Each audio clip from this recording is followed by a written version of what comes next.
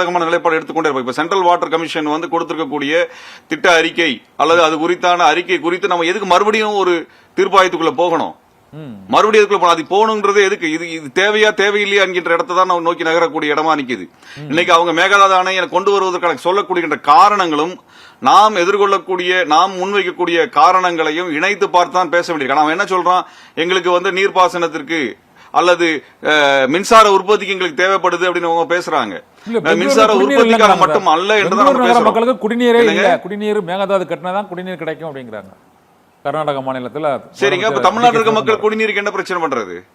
தமிழ்நாட்டில் 3ல் 1 தமிழர் வந்து காவிரி நீரை சார்ந்துதான் நிக்கிறான். தமிழ்நாட்டினுடைய 13 மாவட்டம், குறைந்தபட்சம் 13 மாவட்டங்களின் வழியாக காவிரி ஆறு பாய்கிறது. இந்த காவிரி ஆறு பாயக்கூடிய பகுதியில் இருக்கக்கூடிய நகரங்கள் மிக முக்கியமான நகரங்கள். நீங்க நாகப்பட்டினத்துல இருந்து எடுத்துக்கொண்டு நாகப்பட்டினம், திருவாரூர், தஞ்சாவூர், திருச்சி, கரூர் என்று எத்தனை நகரங்கள், ஈரோடு, சேலம் என்று எத்தனை நகரங்கள் காவிரி ஆறை நம்பி இருக்கின்றன. சென்னை நகரத்தினுடைய குடிநீர் ஆதாரம் என்பது காவிரியாக இருக்கிறது. இன்றைக்கு வீராணத்திலே கொள்ளளவு குறைந்த உடனே சென்னையில நீர் தட்டுப்பாடு ஏற்படுவதற்கான சூழ்நிலை உருவாகி இருக்கிறது. ஆக காவிரி நீரை வைத்துக் கொண்டுதான் சென்னையும் உயிர் பிழைத்துக் கொண்டிருக்கிறது. கர்நாடகத்தில் இருக்கக்கூடிய அணைகளினுடைய கொள்ளளவு, அதில் நீர் கொள்ளளவு என்பது தமிழ்நாட்டில் இருக்கக்கூடிய அணைகளின் நீர் கொள்ளளவை விட மிக அதிகமானது. மக்கள் தொகை தமிழ்நாட்டு மக்கள் தொகையை விட கர்நாடகத்தின் மக்கள் தொகை குறைவானது. இப்படிப்பட்ட ஒரு சூழல்ல தமிழ்நாட்டின் நீர் உரிமை என்பது குடிநீர் உரிமையும் சேர்த்தது, விவசாயத்திற்கான உரிமை நீர் உரிமையும் சேர்த்தது. இதுல எந்த இடத்திலும் சமரசம் செய்து கொள்ள முடியாது. மறுபடியும் தீர்ப்பாயங்களுக்குள்ள போய்கொண்டே இருக்கிறோம் என்றால் நீங்க இந்த தீர்ப்பாயங்களுடைய தீர்ப்பு என்றைக்கு வந்து சேருவது? இது எத்தனை காலம் தாமதப்படுத்துவது? இப்ப காங்கிரஸ் கட்சியினுடைய ஆதரவில் தான் இன்றைய தாவே காட்சி நடக்கிறது. இந்த காங்கிரஸ் கட்சியினுடைய முடிவு என்ன? இன்னைக்கு காங்கிரஸ் கட்சி தான் கர்நாடகத்தில் நெருக்கடி கொடுத்திருக்கிறார்கள். அப்ப காங்கிரஸ் கட்சிக்கு எதிரான ஒரு நிலைப்பாட்டை அனைவரும் எடுத்தாக வேண்டும். காங்கிரஸ் கட்சியினுடைய இந்திய கூட்டணிக்குள்ளாக திமுக இருக்கிறது. அப்ப இவர்கள் எல்லாருமே சேர்ந்து காங்கிரஸ் கட்சியினுடைய தவறான நிலைப்பாடும் தவறான அரசியலுக்கு எதிராக பேசுவதற்கு தவிர்த்து விட்டு நிற்கிறார்கள் என்கின்ற குற்றச்சாட்டை மேற்பது நிலைக்கு முன்வைக்க விரும்புகிறது. வெளிப்படையாக தெளிவாக காங்கிரசும் பாரதிய ஜனதா கட்சியும் சேர்ந்து கொண்டு தமிழ்நாட்டை வஞ்சிக்கிறார்கள் என்று திமுகவும் பேச மறுக்கிறார்கள், தாவேகவும் பேச மறுக்கிறார்கள். ஆக இரண்டு பேரும் இதே நிலைப்பாடில் பாரதிய ஜனதா கட்சியை கூட்டணி வைத்து கூட அதிமுக பேச மறுக்கிறது. ஆக தமிழ்நாட்டு மக்களுடைய உரிமை சார்ந்து இந்த கட்சிகளின் நிலைப்பாடு என்பது ஏமாற்றம் அளிக்கக்கூடியதாக இருக்கிறது.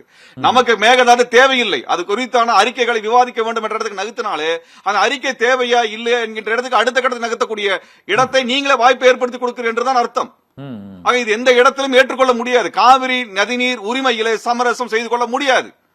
இதற்கான போராட்டங்களை நடத்திய அமைப்புகள், ஏராளமான அமைப்புகள் இருக்கின்றன. இந்த கட்சிகளை நம்பி எல்லாம் நாங்கள் போராட்டம் நடத்தியதில்லை. இங்க மக்கள் எழுச்சி போராட்டங்கள் தான் இந்த நெருக்கடிகளை கொடுத்து தீர்வுகளை பெற்றுக் கொடுத்திருக்கிறார்கள். இந்த கட்சிகளால முடியலன்னா நீங்க ஒதுங்கிக்கோங்க. நீங்க எதுக்கு மறுபடியும் ஒரு தீர்ப்பாயத்தை கொண்டு வரணும், மறுபடியும் முன்னகர்த்தணும் என்று இதை ஏன் இழுத்துக் கொண்டு போகணும்? வெளிப்படையா சொல்லுங்க. இந்த ஒரு அணை கட்டுவது என்பது சாத்தியம் இல்லை என்று சட்ட விதிகளிலே இருக்கிறது. அந்த அடிப்படையில் நின்று கொண்டு முற்றிலுமாக நிராகரிப்பது மட்டும்தான் இதில் நமக்கு வெற்றி தரக்கூடிய நிலைப்பாடாக இருக்குமே ஒழிய மறுபடியும் நெகோசியேஷன் ப்ராசஸ்க்குள்ள நீங்க போறீங்கன்னா அவங்க டிராப்புக்குள்ள நீங்க போய் மாற்றீங்கன்னு அர்த்தம். ஏற்கனவே அப்படி போய் தானே நம்மளுக்கு 74 இருந்து இன்றைக்கு இருக்கக்கூடிய 2026 வரை காவிரியில உரிமையை நாம் இழந்திருக்கிறோம். இத்தனை ஆண்டுகளாக இழந்திருக்கிறோம், 52 ஆண்டுகளாக இழந்திருக்கிறோம். அப்ப நீங்க 74 இருந்து நிலைமை என்ன, இன்றைக்கு இருக்கிற நிலைமை என்ன? இந்த 52 ஆண்டுகளுக்குள்ளாக எத்தனை முறை விவாதங்கள் நடந்திருக்கின்றன, எத்தனை வழக்குகள் நடந்திருக்கின்றன, இந்த நடுவர் மன்றத்தை கொண்டு அமைப்பதற்கான சிரமங்கள் எத்தனை ஆண்டுகாலம் போராடி இருக்கின்றோம். மறுபடியும் எதிர்கொண்டு ஒரு கமிஷனை கொண்டு வரணும். அது எப்படி நேர்மையாக இருக்கணும்? எதை அடிப்படையில் திமுக உறுதி கூறுகிறது, எந்த அடிப்படையில் அதிமுக அதை ஏற்றுக்கொள்கிறது, எந்த இடத்துல தேவைக்கா அதை முன்மொழிகிறது என்று 3 கட்சிகளும் வெளிப்படையாக மக்களிடத்தில் பேச வேண்டும். மக்களிடத்தில் பேச மே 14 இயக்கம் மக்களுக்காக நின்றுதான் பேசுமே ஒழிய ஆட்சி அதிகாரங்களுடைய கட்சிகளினுடைய நலன்களை சார்ந்து நாங்க பேசலாம். வெளிப்படை கேள்வி கேட்கிறோம். மறுபடியும் ஒரு கமிஷன் வச்சு அந்த கமிஷன் நேர்மையா நடக்குமா இல்லையா என்று உறுதி கூறுவதற்கு திமுகவாலோ தாவேக்காவாலோ அதிமுகவாலோ உறுதி கூற முடியுமா என்ற கேள்வி நாங்கள் முன்வைக்கிறோம்.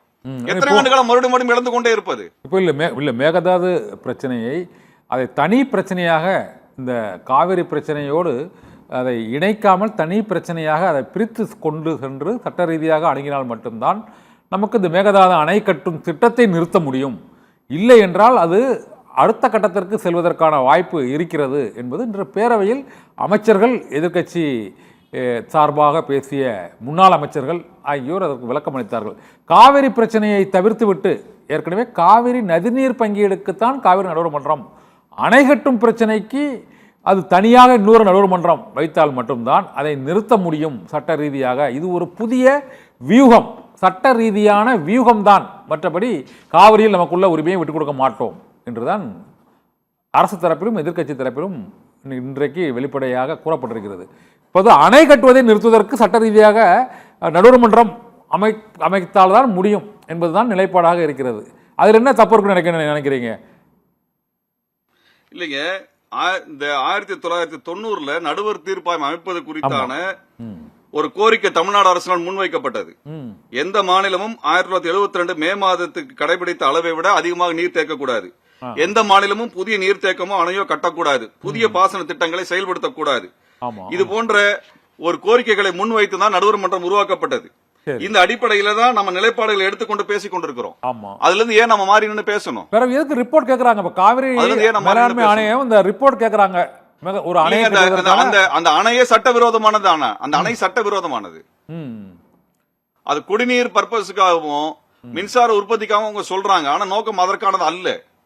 அப்படி இருக்கும் பொழுது அணையினுடைய லீகாலிட்டியை நீங்க என்ன பண்ண வேண்டியிருக்குன்னா, முற்றிலுமாக மக்கள் இடத்துல சொல்லி இது சட்டத்து விதிகளுக்கு புறணானது என்று சொல்லுவதுதான் நம்மளுக்கு இன்னைக்கு தேவையே ஒழிய அடுத்த கட்ட விவாதத்துக்கு முன்னகர்த்துவது என்பது ஏற்றுக்கொள்ளக்கூடியதல்ல. இப்போ எதற்கு அதை அடுத்த கட்டமா எஸ்கலேட் பண்றீங்க? அடுத்த ப்ராசஸ் எதுக்கு எஸ்கலேட் பண்றீங்க? நீங்க சென்ட்ரல் வாட்டர் கமிஷன் இது எப்படி ஒத்துக்குது? இது எந்த அடிப்படையில் ஒத்துக்கிட்டாங்க? இல்ல, இப்ப பிஜேபியும் காங்கிரசும் சேர்ந்து ஒரே நிலைப்பாடு வைத்திருக்காங்களா இல்லையா? அதுல இப்போ மேகதாது அப்ப அங்க இந்த மாதிரியான ஒற்றுமை இருக்கக்கூடிய சமயத்துல இந்த திட்டமே தவறானது என்று முன்மொழிந்து நாம் பேச வேண்டிய இடம் தான் ரொம்ப முக்கியமானதே ஒழிய அது குறித்தான அறிக்கைகள் குறித்து மறுபடியும் நம்ம எதுக்கு விசாரணை கமிஷனையோ அதற்கான ஒரு தீர்ப்பாயத்தை உருவாக்குவதற்கான ப்ராசஸ்க்குள்ள நம்ம எதுக்கு போறோம்? திரும்ப நீங்க சொல்ற வாதம் மக்கள் மத்தியில நமக்கு அதுல மாற்று கருத்து இல்லை. நீங்க சொல்றதுல மாற்று கருத்து இல்ல. ஆனா கர்நாடக மாநில அரசு அடுத்தடுத்து மத்திய நீர்வளத்துறை அமைச்சகத்தை அணுகுகிறது, பிரதமரை அணுகுகிறது, அதன் பின்னர் காவிரி நதிநீர் மேலாண்மை வாரியத்தை அணுகுகிறது. இதற்கு எதிராக நாம் ஒரு நடவடிக்கை எடுத்துத்தானே ஆக வேண்டும். நாம் அப்படியே விட்டு சென்றால் எதிர்ப்பு இல்லை என்று அவர்கள் அதை காவிரி நதிநீர் மேலாண்மை ஆணையமே நீங்கள் கூறியது போல அறிவிக்க வேண்டும். இது ஏற்கனவே முடிந்துவிட்ட பிரச்சனை, புதிதாக அணை கட்டும் பிரச்சனை கிடையாது என்று கூறிவிட்டால் பிரச்சனை இல்லை. ஆனால் அவங்க ரிப்போர்ட் கேட்கறாங்க. அதனால தமிழ்நாடு கவர்மெண்ட் இப்படி இத்தகைய வழியில போனாதான் அங்கு உள்ள சீனியர் கவுன்சில் லாயர்ஸ் மற்றும் இதற்கு முன்பு இந்த மாதிரி நதிநீர் பிரச்சனையை அணுகிய நிபுணர்கள் ஆகியோரெல்லாம் இந்த பிரச்சனைக்கு ஒரு தடை வாங்க வேண்டுமென்றால் அல்லது அணை கட்டுவதை நிறுத்த வேண்டுமென்றால் புதிய நடுவர் மன்றம் தேவைதான். அதை நோக்கி செல்லும் போது அது மேலும் பல ஆண்டுகள் தள்ளி போகலாம் என்று ஒரு ஆலோசனையை கூறுகிறார்கள். அதனால இது ஒரு புதிய வியூகம் என்றுதான் நீங்க தள்ளி போடுவதற்கான ஒரு யுக்தியை முன்ன வைக்கிறீங்க. ஆனா இதோட லீகல் நாளைக்கு தீர்ப்பாயத்துல கட்டலாம் என்று தீர்ப்பு வந்துச்சு என்ன பண்ணுவீங்க? மத்திய அரசு உங்க கூட நிக்குதா, கர்நாடகத்தோட நிக்குதா? கடந்த காலத்துல மத்திய அரசு நடுநிலையான போக்கை கடைபிடிக்கிறோம் என்பது போலதான் அவங்க இருந்தாங்க. அன்றைக்கு இருந்த கோரிக்கைகளோட நிலைமைகள் வேற, இன்றைக்கு நிலைமைகள் வேற. இந்த அணையை கட்டுவதா கூடாதா என்ற மறுபடி தீர்ப்பாயம் அமைத்து தீர்ப்பாயம் கட்டலாம்னு சொல்லிட்டு என்ன பண்ணுவீங்க? என்ன செய்வீங்க? அதுக்கு ஏதாவது தீர்வு வச்சிருக்கீங்களா?